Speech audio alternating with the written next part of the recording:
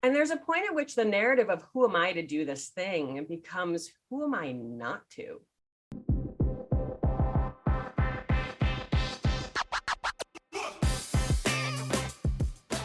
Welcome to School and Around, a podcast hosted by Branching Minds featuring prominent leaders, subject matter experts, and thought innovators with their perspectives on the current challenges facing K-12 education.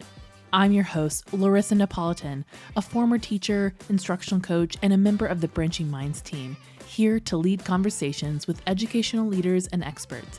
My hope is to share with you not only valuable insights and knowledge from leaders in education, but have fun while doing it and shine a light on phenomenal educators and those that are on a mission to transform our schools and the lives of students. What's more compelling than hearing a superhero origin story? Well, I recently had the pleasure of hearing from Branching Minds' own superhero, our co-founder and CEO, Maya Gat, a former teacher who had an idea how to make the work of educators easier. It doesn't take long for anyone who meets Maya to know where the culture of Branching Minds begins. Recently, she was named one of Connecticut's top 50 women we admire and takes the work of improving student outcomes and joy seriously. Our conversation was so important that we divided it into 2 different episodes. The first you'll hear this week, where she goes back to the beginning and we hear what led Maya to start this company and how she hopes it changes the landscape of education. And the second episode you'll hear in a few weeks, and it will focus on how the power of learning and vulnerability impacts Maya's work as an entrepreneur, woman, and educator. Thanks for listening, and we hope that you enjoy this conversation.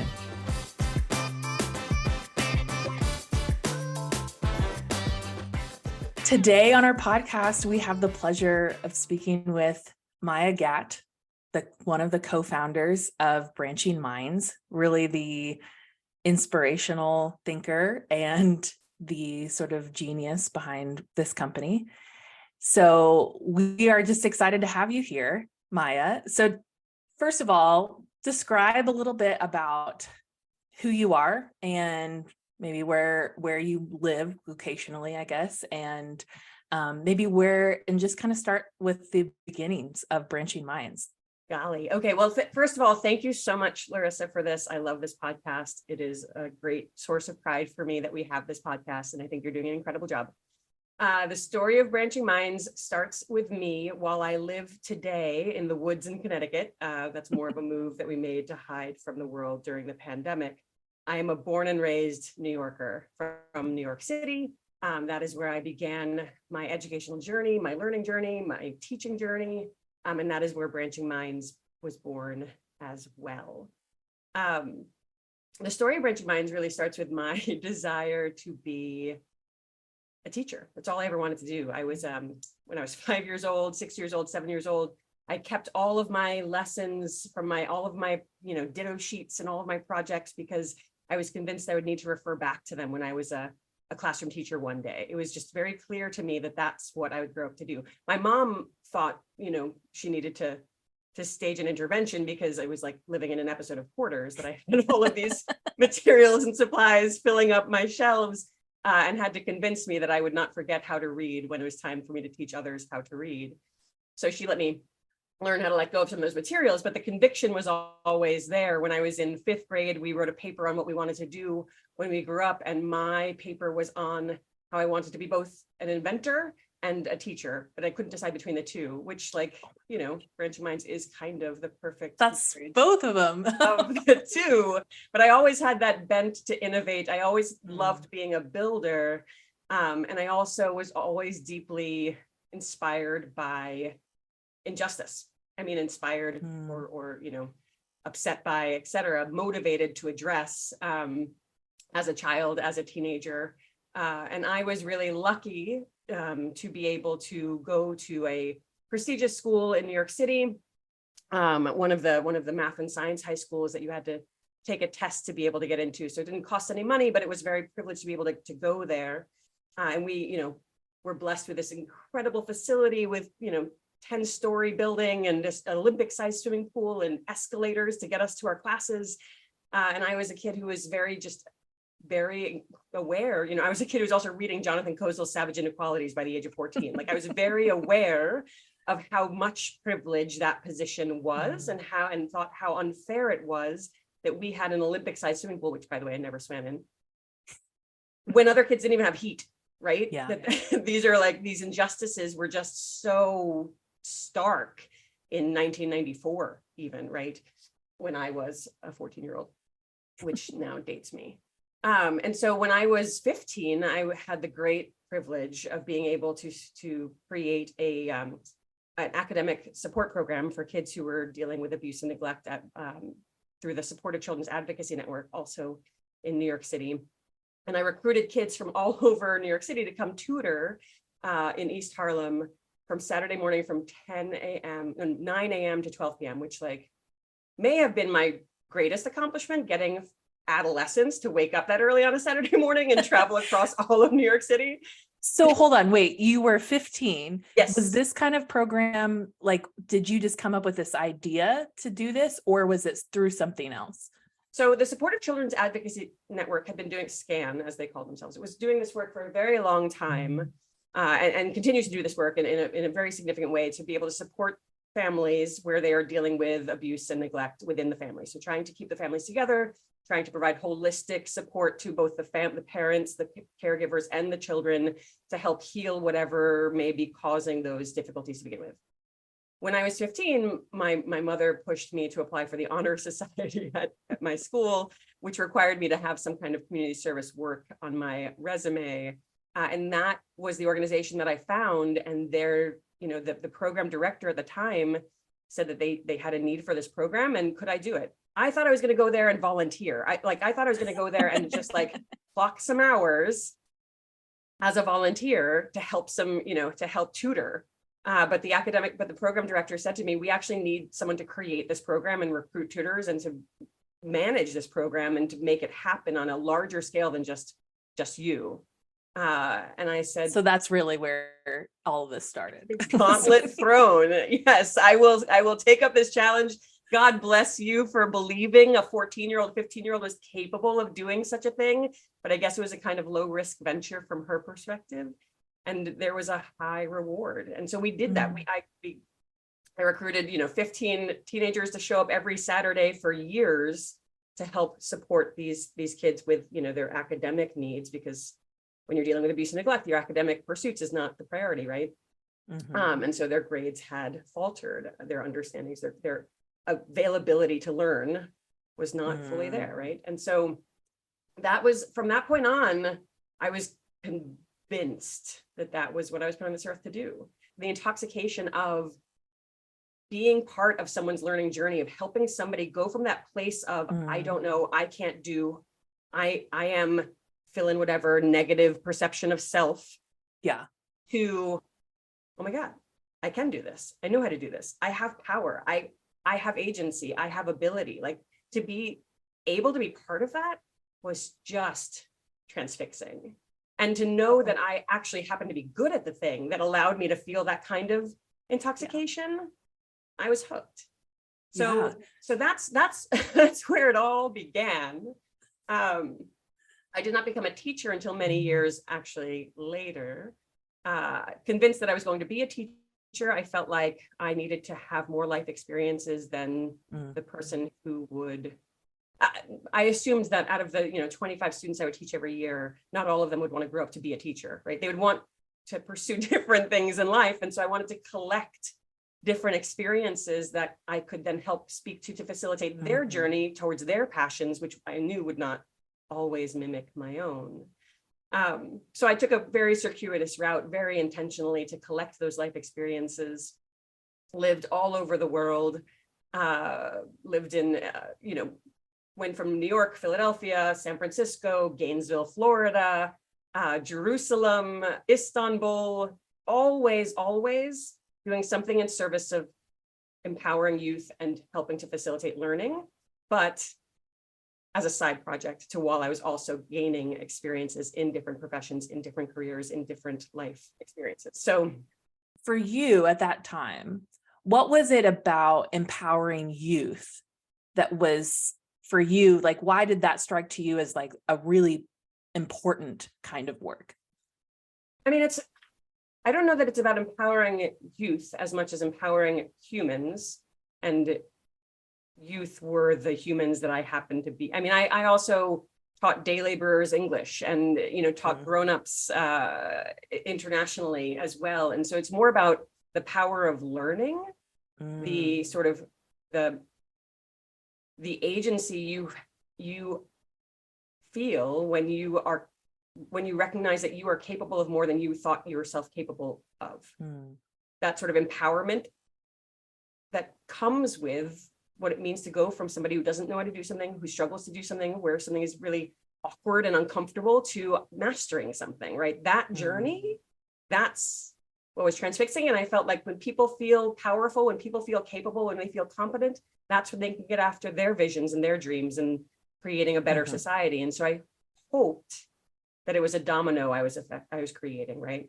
Yeah, well, it's that power of education and the power of learning and how that opens the door for people. And you saw that as a way out of injustice or into privilege, almost. To equalizing opportunity for all of these humans. Yeah. They all were deserving of the same shot. So how do I help them access that? Yeah. And then what could we do if all of that potential was realized as a society?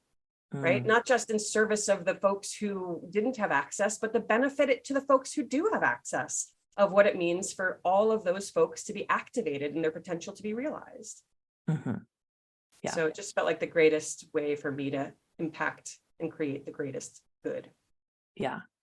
So you went and you gathered all these life experiences and came back and to teach. Yeah, so I collected all of these life experiences, all in the pursuit of eventually becoming a classroom teacher in a public school. Got my master's degree when I finally was ready to do that work and became a school teacher. And lo and behold, I had mastered the heart and soul of what it meant to be a teacher, but had very little of the actual science and skills meant to be a classroom teacher. And love is necessary, but insufficient. There is actual science behind reading. There is actual research behind what is evidence-based and what is not. It is not just hopes and prayers. There is real translation work that needs to get done between the academic world and the practitioner's world. And that all broke down for me. And so, I became a classroom teacher filled with passion and filled with determination, but completely lacking the insights and guidance I needed to do an effective job actually transforming outcomes for my students. So a lot of the journey of the creation of Branching Minds was really rooted in my failure. It was really rooted in my deep desire to achieve for my students and not being able to.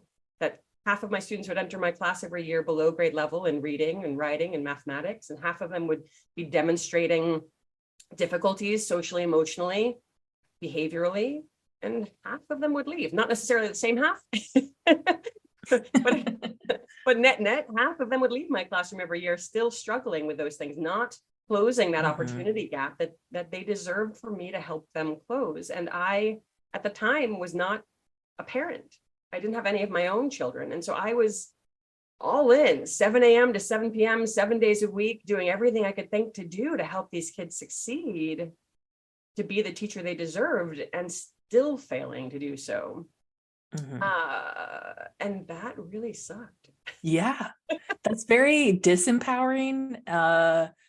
And well, it's almost like that part. I always say that, in your first few years of teaching, there's a disillusionment, especially if you've had this passion and desire to be a teacher, but when you get into the nitty-gritty of it, there's a disillusionment that happens, and it can feel very demoralizing in ways of like, I'm working so hard and yet not making the kind of accomplishment or success that I would want as a teacher. And, you know, that ultimately is the success of your students. But so I understand that feeling. 100%. Yes. And I often talk about it as demoralizing. That was how it felt. And I thought if it's this hard, you know, and I'm putting this much time and effort into it and I'm not seeing the outcomes, what happens when I do have kids? What happens when I can no longer put in this time and effort because the family planning was happening at that point in my life? And so what happens then? How does this get better from here? which also was equally demoralizing. So we still haven't gotten to how Branching Minds was born. So I was a classroom teacher who every single year, I was working at a new school. It started as a K1. I joined when it became a K2, and I was a second grade teacher. And so I helped create the curriculum for that second grade. And then I apparently was good at creating curriculum. And so they graduated me up to the third grade when there was a new third grade. And so I created curriculum again for a new year teaching third grade. And then I got to loop up again to teach fourth grade and to create a curriculum for teaching fourth grade simultaneously. So I never got to repeat, which I'm still bitter about, but I did really enjoy that creation process, that innovation, that curricular design work. And I was recognized for being able to do a good job integrating all of the, the reading, the writing, mathematics, social studies, sciences into a curricular experience that also provoked students to ask really big questions about the world and gave them the flexibility to pursue their own questions within the context of what we were driving towards.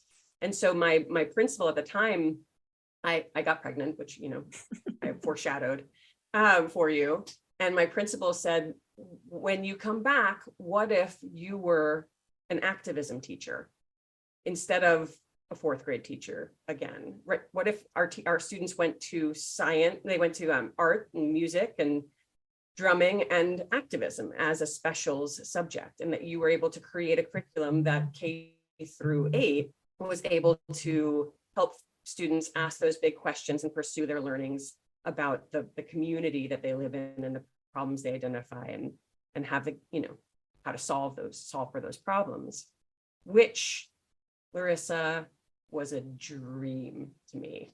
That's probably my dream job, just helping kids identify social justice problems in their own worlds, researching how those problems came about, and having the gumption to go after solving them full time sounded amazing to me. And so while I said yes. And so while creating the curriculum again for that new course, it occurred to me that I myself had known of a problem in my community for a very long time, which is that teachers did not have the insights and guidance they needed to know how to support their whole class, right? That there was a breakdown between what the academic world understood around evidence-based practices and data-driven decision-making and what teachers were prepared and trained and supported to be able to do.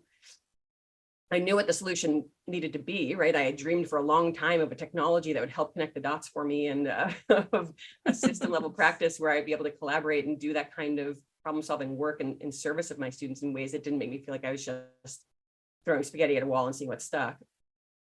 But I just hadn't had the gumption to go after solving it, because I told myself for so long, I'm just a teacher. What do I know? I'm not a billionaire. I'm not a tech entrepreneur. I'm not a technologist. I wouldn't even know where to begin to do that work. I'm just a teacher. Just a teacher. I don't know why, but that is such a striking chord. And I'm sure that any teacher or educator listening to this, hears that and that feels that to the core, because in the society that, we put a lot on helping students or wanting the best for kids and education. There is that sense of, oh, you're just a teacher. Yep. If you can't do just teach, isn't that the phrase? Yeah, unfortunately. Yeah. But yeah. And so for once, that hypocrisy just smacked me in the face of, I'm supposed to stand here and help all of these children find the gumption to go after solving the problems in their communities. And I'm sitting here on the significant one for so long because I'm telling myself I'm just a teacher. Nope, not okay. So luckily, there's a quote that I've been thinking about a lot lately, which is the harder I work, the luckier I get. The thing about luck, right? So luckily, I started just talking about this problem that I had experienced and the solutions of what I had dreamed of with everyone who would listen. And I just started talking about how could that work, and what would I need, and who are the people who could help me get there, and what would that look like? And one of those people was my cousin Yoni. While I was decorating onesies, literally on my due date, my son was born, he was a little late. So on my actual due date, I was decorating onesies with my cousin Yoni. And I was talking to him about this vision that I had for technology that could help connect the dots and guide teachers, give them the insights they need and the guidance they need so that they can do the work that they are there to do, which is help kids succeed, right? No, I really believe that the majority of teachers are there because they believe that they can help students succeed. And he said, that's a really good idea. I think that your vision is really strong. And he sent me something that came across his path, I don't know how, called an EdTech Idea Challenge out of Youngstown, Ohio, the Youngstown Business Incubator, a town I had never heard of before, a concept I had never heard of before. But I thought that they asked good questions about this idea that had been ruminating for a decade. And while my son was, a week old, I needed something to do so that I didn't fall asleep while nursing him at 2 a.m. and 4 a.m. and 6 a.m. And so I applied for this thing called the EdTech Idea Challenge with a smartphone in one hand while nursing my son in the middle of the night with the other, and ended up winning $20,000, which at the time my salary was $40,000. So just to put a note on that for you, I was floored by what the universe had said, had greenlit for me, and thought it was kind of unethical to just pocket it. Well, it's validation that your idea was not. I always feel like that's the validation you need to know that's like, okay, my idea isn't crazy. Even your cousin saying that was a really good idea, because it's one of those things where you're probably been stewing it around in your head for so long, and it's like you're like, oh, I'm crazy. That's not going to work, or I'm just a teacher. What do I know? Like, there's somebody else there, even that just extreme validation of the universe going, hey, here you go. Let's get going. And there's a point at which the narrative of who am I to do this thing becomes who am I not to? Why is it okay for me to defer my role and put this on somebody else to take care of? It's like, I'm leaving the dirty dishes there saying, why are there so many stinky dishes? Who's going to come clean them? No, it's all of our responsibilities to do whatever we each can do. And so if this was something that I had the vision for, and now I had some money for, I asked to extend my maternity leave. I will say, out of all of the delusion that I gratefully welcome into my life, the delusion that I could do this thing real quick and get back to classroom teaching 3 months later is probably the most significant. But my principal was lovely and supportive and allowed me to extend my maternity leave while I figured this thing out real fast. And the other, so at that point, I had this validation, I had this vision, but I knew nothing about technology. And so I had one friend in tech. He happened to be a very successful friend in tech who was working at Facebook at the time.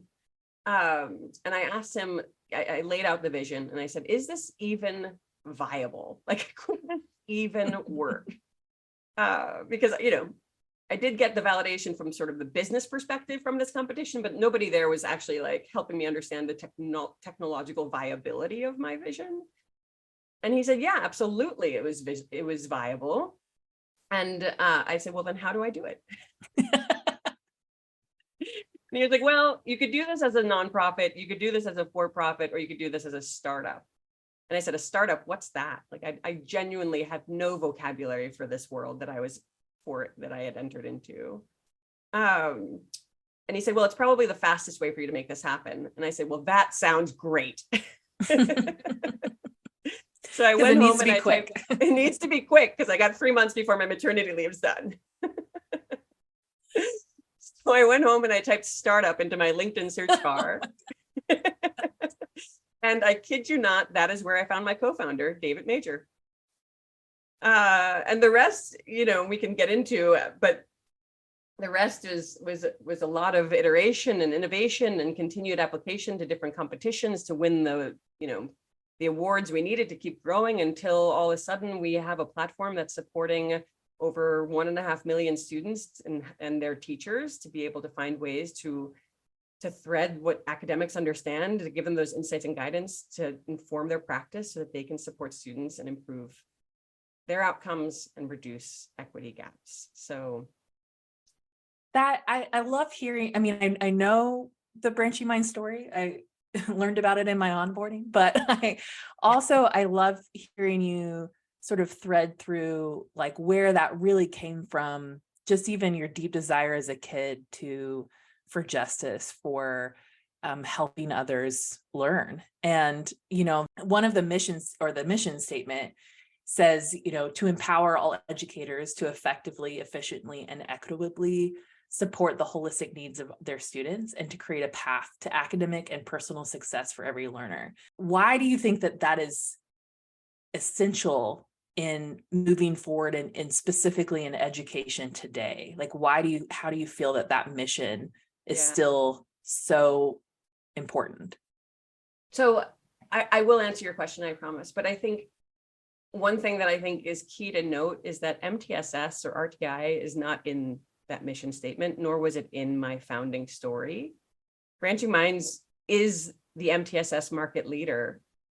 We are the MTSS partner for all of these districts across the country, but MTSS is the how. It's not the why. Yeah. Right. So that mission statement to empower teachers to have what they need to be able to effectively, efficiently, and equitably support all students. That's the why I would hope across all educators, right? Across all innovation for education, right? It's to be able to support students, not just so that they're great readers, but so that they're great citizens, so that they're great humans, so that they're able to make connections and build community and understand what they want for themselves and have the gumption to go after that, right? It's what I think undergirds a lot of what motivates us in education as educators.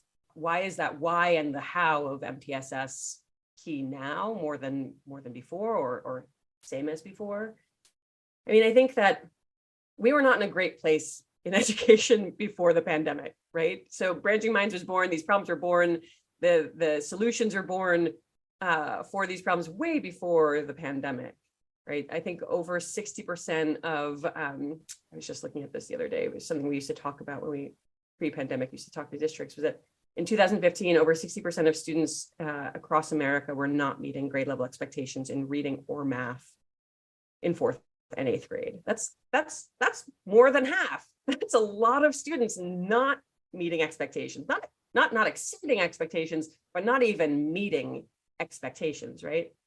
We were not doing great before the pandemic. The pandemic just exacerbated the problems that we were experiencing in education, right? So the work that we do is designed to help empower teachers, educators to support students who are struggling, as well as those who need to be challenged, right? All students, but there are more students who are struggling now than there were before. The work we do is designed to help address equity gaps and to reduce the opportunity gap. That gap is just wider now because of the pandemic than it was before. And the work we do is designed to help make all of those best practices actually practicable so that teachers can do that work in a day and still use the bathroom. Well, and I think that's what I think is key in what you said, is that like the problems have always been there. I think that the pandemic worsened and then also like lifted the veil of going, here, we actually really need to do something. And I mean, not that we weren't doing something before, but we really need a better solution in how we go about this, because educators are drowning. There's so much that is out of our hands. And so we need a better way. What we provide here at Branching Minds, or I believe in empowering educators and making it practicable, I think is key, because there's a lot of solutions out there that it's like, that's not reality, because you can't use the bathroom. There's only so many hours that you have with your students a day. And then you feel disempowered when they leave and you haven't helped them, and I think there's a lot of teachers feeling that. And so I think what you mentioned is really important in that, in where we're at today. So I feel like the pandemic really crystallized the pain points for us, right? That spotlight, or pulled back the veil, like you said. But I think it also really crystallized the solutions. And I feel like that, whether it's silver linings or lemonade you're making out of lemons, I feel like that is not insignificant. For us to know that MTSS is the how, for there to not just be an understanding, but also a movement around it, a community building around it, for these practices to become normed, when I will tell you, when we started, people didn't even know what those letters meant. And if they did, they thought of them as a 4-letter word, not a 4-letter acronym, right? So witnessing the evolution of the work has been really incredible. But yeah, it is pressing. It is absolutely pressing now, because, I struggled to make it to the bathroom when I was a classroom teacher pre-pandemic, but teachers are even more burnt out now. They're more overwhelmed now. The needs, the pressures upon them are even more significant. And so finding ways to make that work efficient, finding ways to support, one to many, as opposed to one to one to one to one to one, really, really matters.